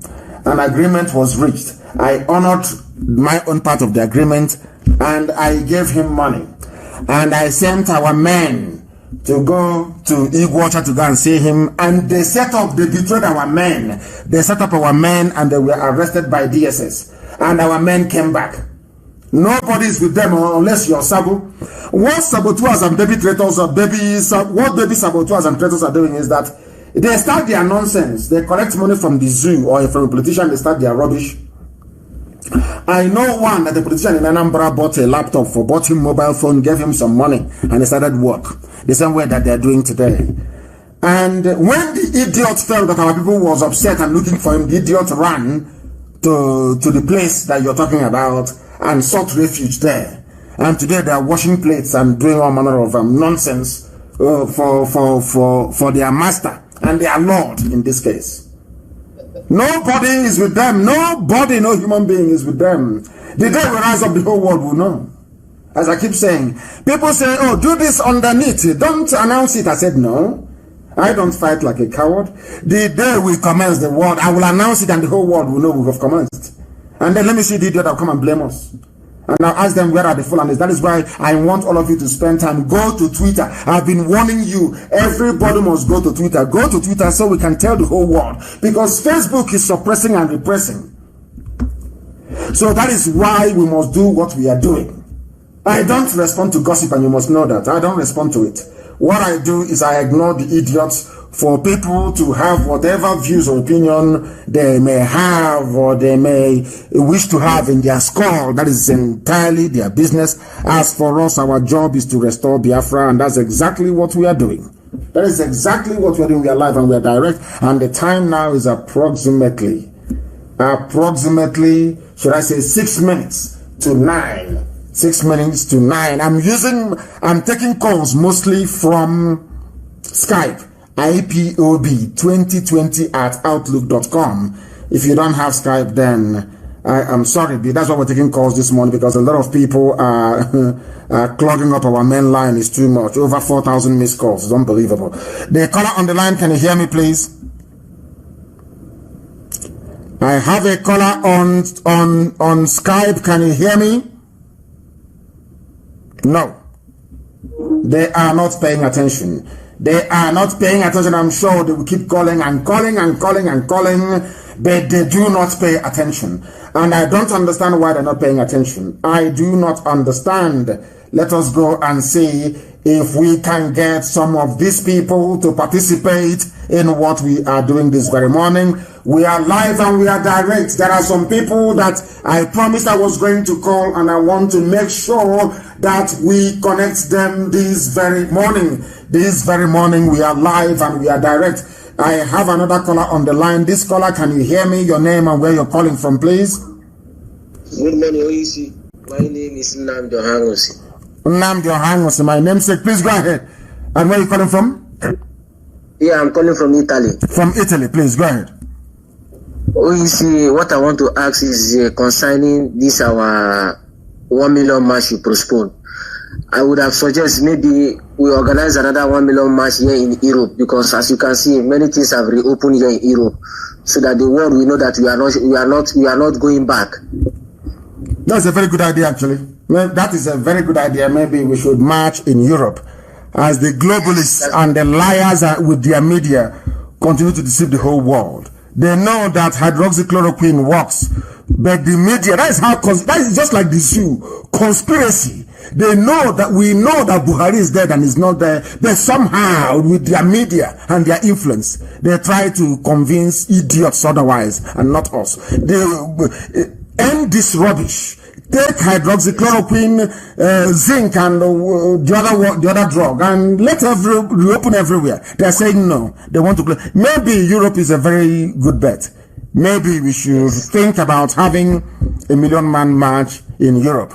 Preferably, where should we do this? Maybe in Belgium, at the EU. Yes, sir. Yes. Or maybe we can go to Switzerland at the UN or somewhere very neutral and then have this 1 million march. It's a very good idea and it's something we are going to consider. Thank you very, very much for that. I have another caller on the line. This caller, give us your name and where you're calling us from. The caller on Skype, can you hear me? For the last time, the caller on Skype, can you hear me? And your line is very, very loud because you are listening to your own voice. Something we do not condone nor tolerate on this very platform. We had somebody who said he was going to tell us what happened in Lagos in the gas explosion. We are hoping and praying we'll be able to get him on the line. But unfortunately, we have not been able to do so. We are trying to see if we can get him on the line.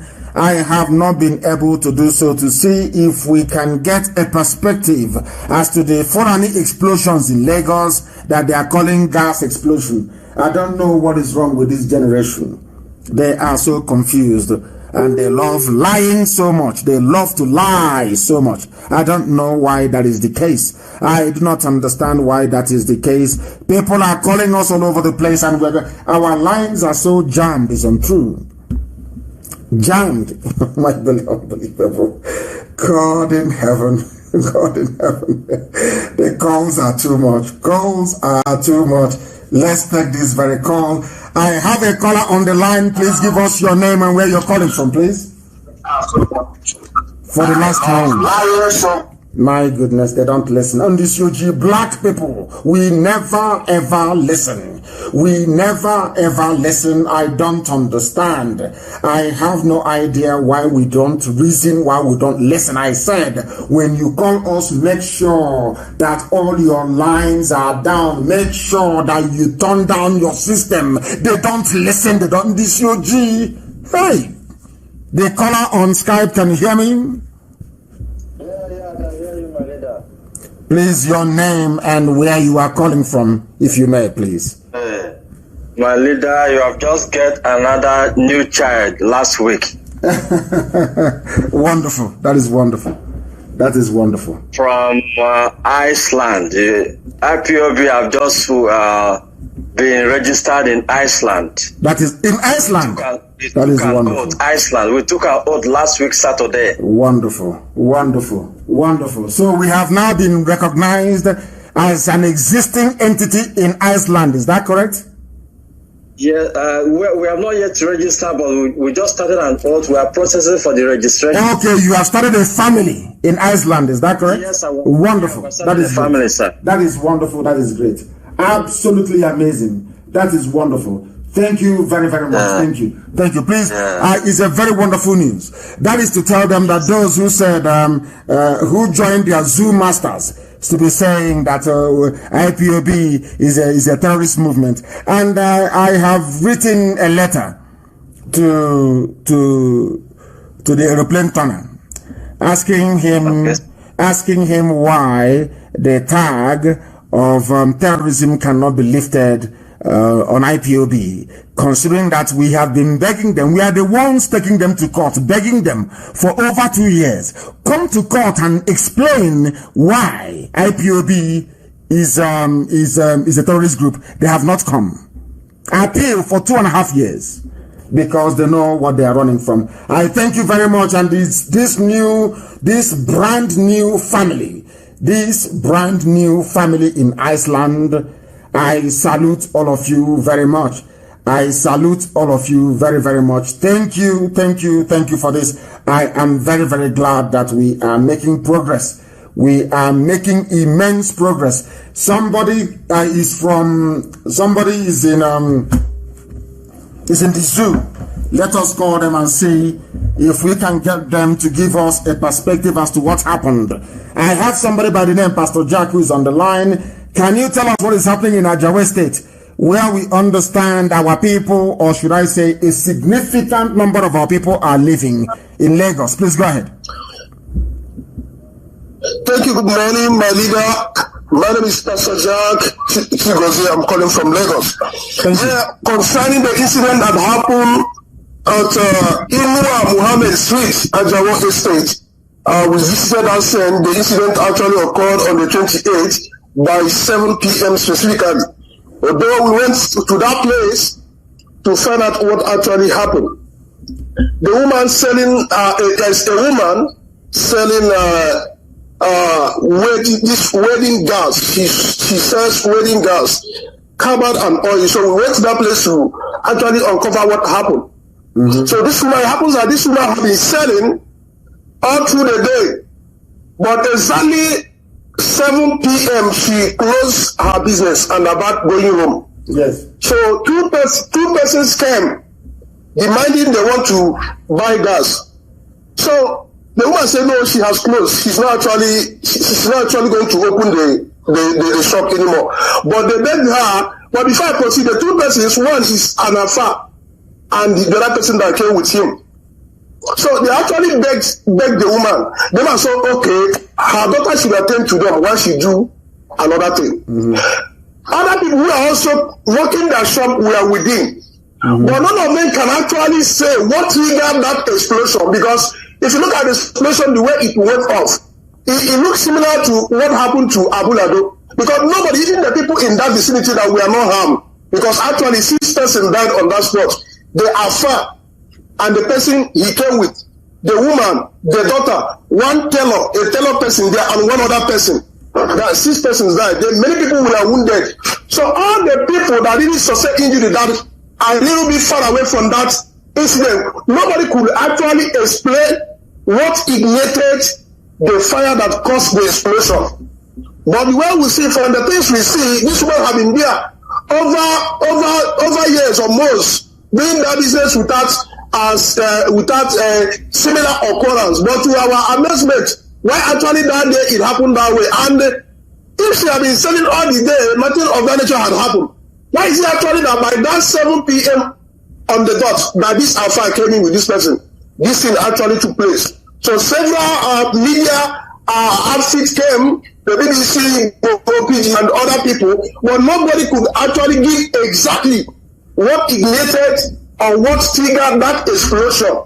But if you're analyzing the way the explosion went, you see that because this place, gas is being sold there. And if you are conversant with how explosion works or dynamite works, you know that anywhere we have this gas, or gas is used in preparing these improvised explosive devices. So you can actually deduce to the fact that there is something a professional has actually designed this thing and to explode this particular thing at exactly that hour, that wee hour. That is estate, yes, just like Festac and other places, many Igbo people are living in that estate, and there are other people as well that have their shop. We also have school close to that place, but the school, because of coronavirus, is not on session. So this is what actually happened in that place, my leader.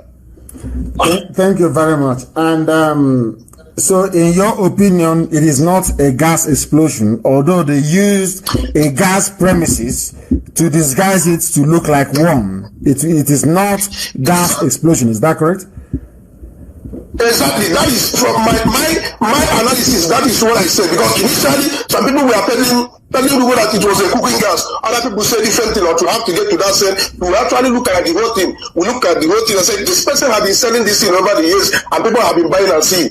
What actually this particular day and by this hour? And again, why is it that when this affair with this person came, came in tricycle, which we normally call Maruwa here. So when we begin to analyze this thing, we see that this thing is traceable to what happened in Abulado, where we saw the people park their vehicles somewhere close to the riverside before the explosion in Abulado was detonated. So similar thing of that nature. Why this time frame? Why this wee hour? So when we try to connect the dots in all this whole thing, we see that I can deduce that this is professionally designed to happen that way. That is my deduction, sir. Thank you very much for that update. That is why in Biafra land, going to school will be compulsory. In Biafra land, you have to go to school. It is compulsory. You must go to school, and we are going to teach a course called Common Sense, where you will be able to reason properly. The reason why the zoo is the way it is today is because people do not reason properly. A lot of people are not actually properly educated. They are not. They are not. They are not. Unbelievable. They don't investigate, they don't have forensics. Nobody can go to a bomb site to say this was actually what happened, these are the materials used, this is what we found. They always send BBC to go there. They'll do one until it's castle. We don't know what we are in for. We have come to the end of our program this very morning. It's only for 2 hours every Friday morning without fail. If something is going to happen for us not to come on air, we shall then inform you. We have come to you this very morning to answer some of your questions, and we shall do same next week Friday as well. But for some of you who couldn't get in, I will try to run a 3-hour program on Sunday, and I will only preach for 2 hours, and I will take out 1 hour to try and answer some of your questions. But do not understand what Sabo people are doing to you, to your psyche. As you are responding to them, so are their masters, so are their parents' relatives, who are now moving into your villages, the Janjaweed. Anybody who is against the coming of Biafra is a child of Lucifer, and they will be dealt with the same way that the devil is suffering in hell is how they too will suffer. I thank all of you this morning for listening, and as always, do not forget that Biafra is our religion. Here on Radio Biafra is where we worship, because Elohim Chukwokika Biama is our God. I thank you very much for listening. From me, from here, good morning.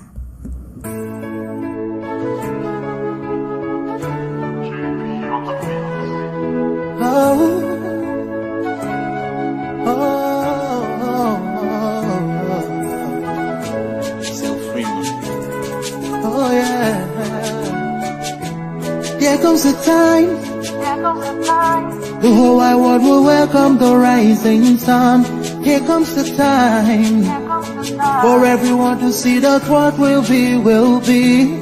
This is the time for you and I to stand together as one. Yeah. They will know, the sun is rising. From east to west, from north to south. Can't you see the sun is rising? Oh, you wave your flag and be proud of who you are, because the sun is rising. We shining so bright all over the world. We are the sun, we are rising. We spent our lives in pain and misery, never gonna trade our freedom with any mystery. It's affecting our soul and it's killing us slow. With what we've been through, we are far from being good, but we are blessed by Chukwokika Biama. So we're never gonna give up. We're never gonna give up. There'll be light in the end of a tunnel. It will shine so bright all time. The whole wide world will embrace us. Nobody can stop us, nobody can cage us, nobody can stand us, yeah. They will know, the sun is rising. rising. From east to west, from north to south. Can't you see the sun is rising? Oh, you wave your flag and be proud of who you are. Because the sun is rising. We shining so bright all over the world. We are the sun, we are rising. Through windows and curtains, green lights be revealing. When I think about how blessed we are, goosebumps all over my body. Sunrise to the clock strike. Black strands crossing grey stripes. Clashes upon clashes, many lives come to ashes. When I ponder and reminisce, the action I see malice. Blood on the ground, this is how we fly.